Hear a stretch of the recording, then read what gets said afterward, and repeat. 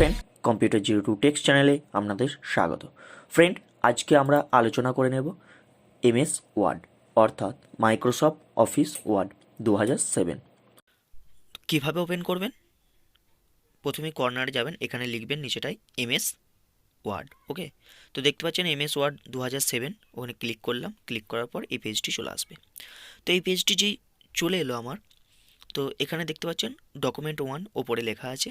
তো এই পেজটি এখনও সেভ করা হয়নি, তো পেজটিকে আমি সেভ করে নেব। তো কর্নারে গেলাম, এখান থেকে গেলাম সেভ অ্যাজ। সেভ অ্যাজ করার সঙ্গে সঙ্গে এখানে ফাইলগুলো চলে আসবে, তো আপনি এখান থেকে সেভ করে নিতে পারেন। আপনি ডকুমেন্টসে রাখতে চাইলে ডকুমেন্টস, আপনি ডেস্কটপে রাখতে চাইলে ডেস্কটপ। তো আমি ডেস্কটপে রেখে নিচ্ছি। তো এখানে আমি এবার একটা নাম দিয়ে নেব। আমার চ্যানেলের নাম দেব কম্পিউটার 02 টেক্সট চ্যানেল। ওকে, তো এই নামে আমি পেজটি সেভ করে নেব। দেখতে পাচ্ছেন নিচে যে সেভ অপশানটি আছে, জাস্ট ক্লিক করে দেবো, পেজটি সেভ হয়ে যাবে। ওকে, এইভাবে আপনারা পেজটা সেভ করে নেবেন প্রথমেই। তারপরে আপনাদের যে হোম মেনুর কাজ শুরু হবে। প্রথমে একটা টেক্সট আমি একটা লিখে নেব। ওকে, টেক্সট একটা নিয়ে নেবেন। ওকে, আমি নিয়ে নিলাম কম্পিউটার 02 টেক্সট চ্যানেল। তো এরকম একটা লিখে নিলাম। তো এই লেখাটা থেকে কিভাবে এটাকে আপনি বড় করবেন, কিভাবে কালার চেঞ্জ করবেন, এগুলো দেখাবো। ওকে, তো দেখতে পাচ্ছেন যে আমি লেখাটাকে বড় করছি। প্রথমে আপনারা সিলেক্ট করবেন, করে এইভাবে লেখাটাকে বড় করতে পারবেন। ওকে, তো লেখার স্টাইল কিভাবে চেঞ্জ করবেন, তো এই পাশে যাবেন, এখান থেকে যে যে অ্যারো চিহ্নটি আছে ওখানে ক্লিক করার পর এইভাবে আপনারা লেখার স্টাইলটা চেঞ্জ করতে পারবেন। ওকে, তো একটা স্টাইল আমি চুজ করে নিচ্ছি, এই স্টাইলটা দিলাম। ওকে, দেখে নিন, এই স্টাইলটা দিলাম। তো এই লেখাটা সিলেক্ট করা আছে। তো এরপর আমরা এই লেখাটাকে বোল্ড করতে চাইছি, অর্থাৎ একটু মোটা ধরনের করব। তো একটু দেখে নিন, বাড়িয়ে নিলাম। ঠিক আছে, তো এটাকে মোটা ধরনের করব যাতে আপনারা বুঝতে পারেন। তো কি করবেন, সিলেক্ট করে নেবেন, প্রথমে সিলেক্ট করেই করতে হবে। ওকে, তো বি, অর্থাৎ দেখতে পাচ্ছেন লেখাটা অলরেডি মোটা হয়ে গেছে। ওকে, তো এইভাবেই করবেন আপনারা। তারপর লেখাটাকে হালকা স্লাইড করতে চাইলে আই, অর্থাৎ ইটালি। তো তারপর যদি আপনি আন্ডারলাইন দিতে চান, তো এটা আসছে না কারণ এটা অলরেডি স্লাইড হয়ে আছে। ওকে, তো এরপর সিলেক্ট করবেন, করে আন্ডারলাইন। আন্ডারলাইন যখন দেবেন, তো কোনো কিছু হেডিং বা কোনো কিছু ক্ষেত্রে যখন ব্যবহার করা হয়, তো এখানে আপনি ইউটা ব্যবহার করতে পারেন, অর্থাৎ আন্ডারলাইন।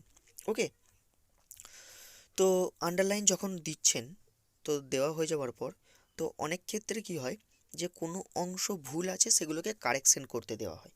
ওকে, তো কারেকশন করতে গেলে কি করবেন, ধরুন আমি বলছি আমার কম্পিউটার 02 টেক্সট এর স্পেলিংটা ভুল আছে। তো এটাকে সিলেক্ট করার পর এ বি সির উপর যে ক্রস আছে, তো জাস্ট সেটাকে শুধু আমরা ক্লিক করে দেবো।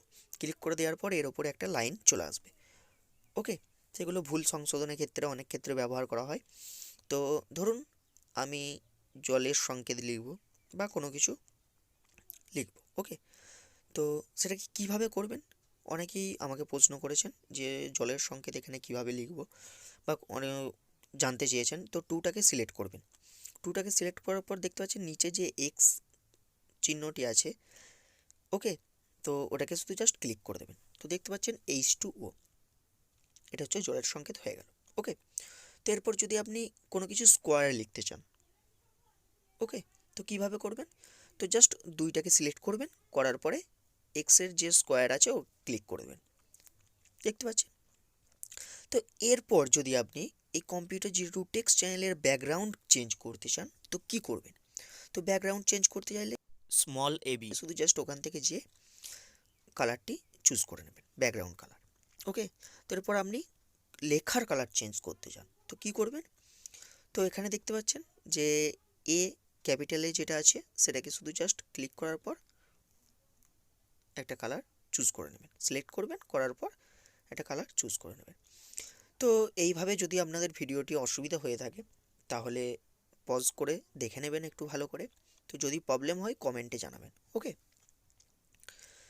তো এটা হয়ে যাওয়ার পর যখন আমরা কোনো কিছু লিখতে যাব বা এটাকে যদি আমি বড় করতে চাই আরও, তো দেখে নিন একটা শর্টকাট ট্রিক বড় করার।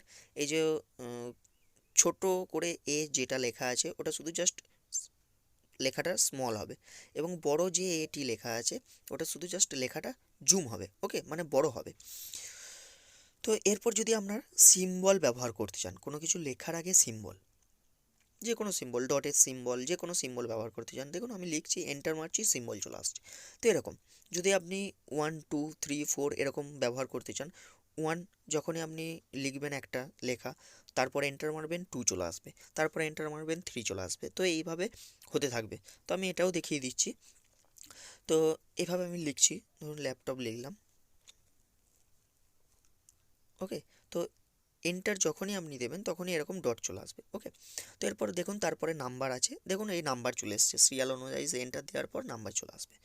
তো এইভাবে আপনারা এই কাজগুলো এখান থেকে করে নিতে পারবেন।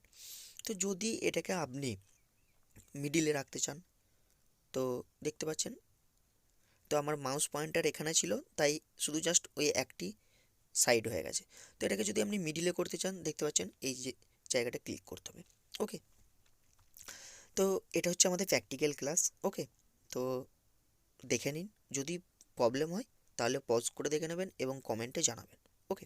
তো এরপর যদি ব্যাকগ্রাউন্ড কালারটা চেঞ্জ করতে চান, লেখার যে ব্যাকগ্রাউন্ড কালার আসছে, যদি কালার চেঞ্জ করতে চান, তো এখানে যাবেন, যে কালারের অপশানটি আছে ওখান থেকে যে কোনো একটা করলে সেটা সিলেক্ট করবেন, যেটা কালার চেঞ্জ করতে চাইছেন শুধু জাস্ট সিলেক্ট করবেন, করে কালারটা এখান থেকে চেঞ্জ করে দেবেন, ওকে।